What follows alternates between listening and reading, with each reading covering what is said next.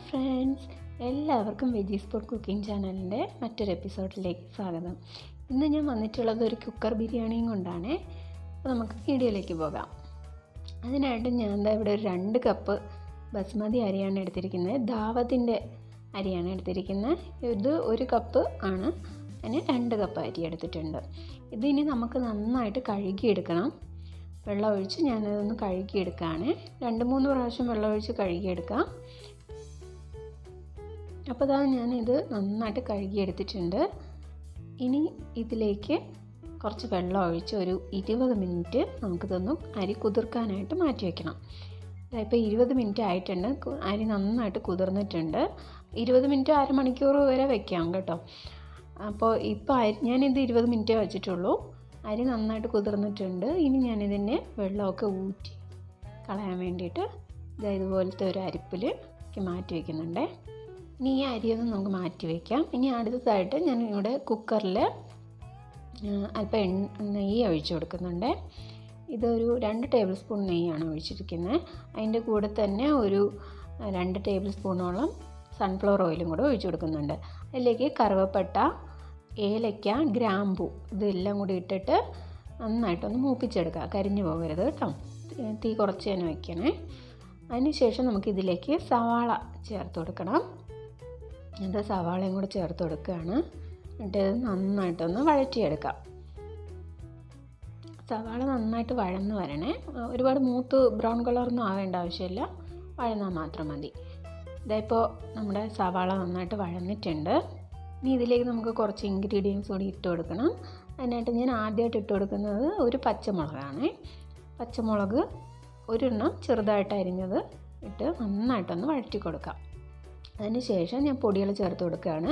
1 table spoon മഞ്ഞൾപ്പൊടി, 1 table spoon മുളക് പൊടി, 1 ടേബിൾ സ്പൂൺ മല്ലിപ്പൊടി, അതുപോലെ ഒരു 3/4 ടേബിൾ സ്പൂണോളം ഗരം മസാലയാണ് ഞാൻ ചേർത്ത് കൊടുക്കുന്നത്. ഇനി നിങ്ങളുടെ കയ്യിൽ ബിരിയാണി മസാല ഉണ്ടെങ്കിൽ അത് ചേർത്ത് കൊടുത്താലും മതി. ഇതെല്ലാം കൂടിയിട്ട് നന്നായിട്ടൊന്ന് വഴറ്റിയെടുക്കണം. അതിൻ്റെ പച്ചമണമൊക്കെ ഒന്ന് മാറണം. അപ്പോൾ നമ്മുടെ പൊടികളെല്ലാം നന്നായിട്ട് മൂത്ത് വന്നിട്ടുണ്ട്. ഇനി നമുക്ക് ഇതിലേക്ക് ആവശ്യമായിട്ടുള്ളത് ഒരു 2 ടേബിൾ സ്പൂൺ തൈരാണ്. ഇത് നല്ല പുളിയുള്ള തൈരാണ്, അതുകൊണ്ടാണ് ഞാൻ ഇത്ര എടുത്തത്. പുളിയില്ലാത്ത തൈരാണെങ്കിൽ ഒരു 3-4 ടേബിൾ സ്പൂണോളം ഒഴിച്ച് കൊടുക്കാമേ. അപ്പോൾ തൈരൂടെ ചേർത്ത് നന്നായിട്ടൊന്ന് മിക്സ് ചെയ്തെടുക്കാം. അതിനുശേഷം നമുക്ക് ആവശ്യമായിട്ടുള്ളത് തക്കാളിയാണ്. ഇത് 1 തക്കാളിയാണ്, ഒരു വലിയ സൈസ് തക്കാളി. ഇതുകൂടെ ചേർത്ത് നന്നായിട്ടൊന്ന് മിക്സ് ചെയ്യാം. ഈ തക്കാളി നന്നായിട്ടൊന്ന് ഉടഞ്ഞ് കിട്ടണം കേട്ടോ. ആ പരുവത്തിന് നന്നായിട്ട് വെന്ത് കിട്ടണം. അപ്പോൾ അതുവരെ നമുക്കൊന്ന് വഴറ്റി കൊടുക്കാം. ഇപ്പോൾ നമ്മുടെ തക്കാളി നന്നായിട്ട് വഴന്ന് വന്നിട്ടുണ്ട്. ഇതുപോലെ ഉടയുന്ന ടൈപ്പിൽ വേണം കിട്ടാനായിട്ട്. അപ്പോൾ ഇതാ കണ്ടില്ലേ, നന്നായിട്ട് ഉടഞ്ഞു വരുന്നുണ്ട്. ഇത് മതിയാവും. ഇനി അടുത്തതായിട്ട് നമുക്കിതിലേക്ക് വെജിറ്റബിൾസൊക്കെ ചേർത്ത് കൊടുക്കാം. കുറച്ച് ബീൻസ് അരിഞ്ഞത് ചേർത്ത് കൊടുക്കുന്നുണ്ട്.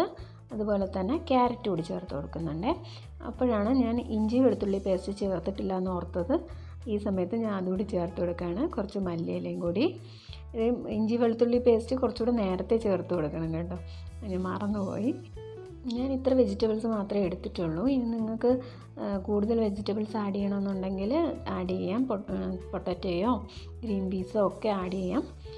ഞാനിപ്പോൾ ഇത് മാത്രമേ എടുത്തിട്ടുള്ളൂ. അപ്പോൾ ഇതെല്ലാം കൂടിയിട്ട് നന്നായിട്ടൊന്ന് മിക്സ് ചെയ്തെടുക്കണം. അപ്പോൾ വെജിറ്റബിൾസ് എല്ലാം നന്നായിട്ട് മിക്സായി വന്നിട്ടുണ്ട്. ഇനി നമുക്കിതിലേക്ക് അരി ചേർത്ത് കൊടുക്കാം. ദാവത്തിൻ്റെ അരിയാണ് ഞാൻ എടുത്തിട്ടുള്ളത്. ഇന്ത്യ ഗേറ്റിൻ്റെ അരിയോ ഏതായാലും ഉപയോഗിക്കാം. ഇനി കുഴഞ്ഞു പോകുന്ന ടൈപ്പ് അരിയുണ്ട് കേട്ടോ, ലൂസായിട്ടൊക്കെ കിട്ടുന്ന. അപ്പോൾ അങ്ങനത്തെ അരി ഉപയോഗിക്കുകയാണെങ്കിൽ കുറച്ച് നാരങ്ങ നീര് കൂടി ഈ സമയത്ത് ചേർത്ത് കൊടുക്കുന്നത് നല്ലതായിരിക്കും. ഇനി അരിയും നമ്മുടെ വെജിറ്റബിൾസ് മസാലയൊക്കെ ആയിട്ട് നന്നായിട്ടൊന്ന് മിക്സ് ചെയ്തെടുക്കണം. ഇതുപോലെ നന്നായിട്ടൊന്ന് മിക്സ് ചെയ്ത് വെച്ചിട്ടുണ്ട്. ഇനി ഇതിലേക്ക് നമുക്ക് ആവശ്യത്തിനുള്ള വെള്ളം ഒഴിക്കാം. വെള്ളത്തിന് ഞാൻ അടുത്ത അരിയുടെ അളവിനൊന്നും വെള്ളം പറയുന്നില്ല. ഞാൻ ഇതിൻ്റെ ഈ അരി എടുത്ത അരി നിൽക്കുന്ന ആ ലെവലിൽ തന്നെ വെള്ളം എടുക്കണം കുക്കറിൽ. കുക്കറിലായതുകൊണ്ട് തന്നെ വെള്ളം ഒട്ടും കൂടാൻ പാടില്ല, എങ്കിൽ നമ്മുടെ അരി കുഴഞ്ഞു പോകും. അപ്പോൾ ഞാൻ എടുത്തിട്ടുള്ളത് ആ അരിയുടെ ആ ലെവലിന് തന്നെയാണ് എടുത്തിട്ടുള്ളത്. നിങ്ങളും അതേപോലെ നോക്കി തന്നെ എടുക്കുക. ആവശ്യത്തിനുള്ള ഉപ്പ് കൂടി ചേർത്ത് കൊടുക്കുക. ഉപ്പ് എപ്പോഴും കുറച്ച് കൂടുതലാണ് ചേർക്കേണ്ടത്. നമ്മൾ വെജിറ്റബിൾസും കൂടി ഇതിൻ്റെ അകത്തോട്ട് ചേർക്കുന്നുണ്ട്. അപ്പോൾ അതിനും കൂടെ അനുസരിച്ചുള്ള ഉപ്പ് കൂടി ചേർത്ത് കൊടുക്കാം. ഇനി നമുക്കിത് അടച്ച് വെച്ച് ഒരു വിസിൽ കേൾപ്പിച്ചാൽ മതിയാവും. അത് ഞാൻ വെയിറ്റ് കൂടെ ഇട്ട് കൊടുക്കുന്നുണ്ട്. ഇനി നമുക്ക് ഒരു വിസിൽ വരുന്നത് വരെ നമുക്കൊന്ന് വേവിക്കാം. പിന്നെ ഹൈ ടു മീഡിയം ടു ഹൈയിലാണ് ഇട്ട് ചെയ്തത്. ഇതാ വിസിൽ വന്നിട്ടുണ്ട്. നമുക്ക് കുക്കർ ഓഫ് ചെയ്യാം. ഇതിൻ്റെ കംപ്ലീറ്റ് പ്രഷർ പോയതിന് ശേഷം മാത്രം തുറന്നാൽ മതി. അപ്പോൾ ഇതാ നമ്മുടെ കംപ്ലീറ്റ് പ്രഷറും പോയിട്ടുണ്ട്. ശേഷം ഞാൻ എന്താ തുറക്കുകയാണ്. ഇത് കണ്ടില്ലേ, കറക്റ്റായിട്ട് നമ്മുടെ അരി കിട്ടിയിട്ടുണ്ട്. നമ്മുടെ ചോറ് നന്നായിട്ട് വെന്തിട്ടുണ്ട്, ഒട്ടും ഒട്ടിപ്പിടിച്ചിട്ടില്ല. കറക്റ്റ് പരുവത്തിന് തന്നെയാണ് നമുക്ക് കിട്ടിയിരിക്കുന്നത്. ഒരു വെള്ളത്തിൻ്റെ അളവ് ഒട്ടും കൂടിപ്പോയിട്ടൊന്നുമില്ല, കറക്റ്റായിട്ട് തന്നെയാണുള്ളത്.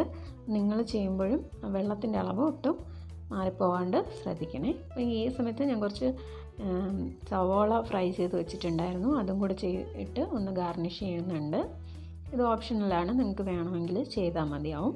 നട്ട്സും ഉണക്കമന്തിരിയൊക്കെ വേണമെങ്കിൽ ഈ സമയത്ത് ചേർത്ത് കൊടുക്കാമേ. ഞാൻ ചേർത്ത് കൊടുത്തിട്ടില്ല. അപ്പോൾ ഇതാ നമ്മുടെ വെജിറ്റബിൾ ബിരിയാണി ഇവിടെ റെഡി ആയിരിക്കുകയാണ്. കുക്കറിൽ വളരെ പെട്ടെന്ന് തന്നെ നമുക്ക് ഉണ്ടാക്കിയെടുക്കാൻ പറ്റും. അധിക സമയം ഒന്നും ആവശ്യമില്ല. എല്ലാവരും ട്രൈ ചെയ്ത് നോക്കുക. എന്നിട്ട് അഭിപ്രായങ്ങൾ കമൻറ്റിൽ അറിയിക്കണേ. സബ്സ്ക്രൈബ് ചെയ്യാത്ത ആരെങ്കിലും ഉണ്ടെങ്കിൽ ഒന്ന് സബ്സ്ക്രൈബ് ചെയ്ത് സപ്പോർട്ട് ചെയ്യണേ. വീഡിയോ ഇഷ്ടമായിട്ടുണ്ടെങ്കിൽ ലൈക്ക് ചെയ്യാനും മറക്കരുത്. Thank you for watching.